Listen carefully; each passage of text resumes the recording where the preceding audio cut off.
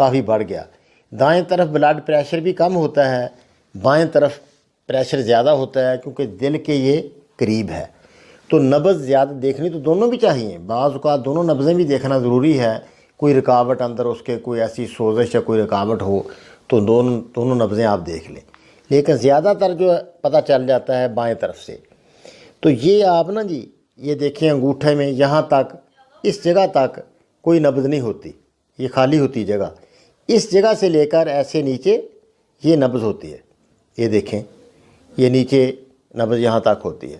تو یہاں سے اس طرح آپ دیکھیں، ہاتھ رکھیں اس طرح آپ ہاتھ رکھیں، تو ایسے ہاتھ رکھنے سے اگر بالکل بغیر دبائے اوپر ہاتھ رکھیں تو اور نبض بھی ذرا تیز ہو، لمبی ہو، اور نبض میں تیزی ہو، تیز چل رہی ہو، تو یہ نبض ہے عضلاتی اعصابی۔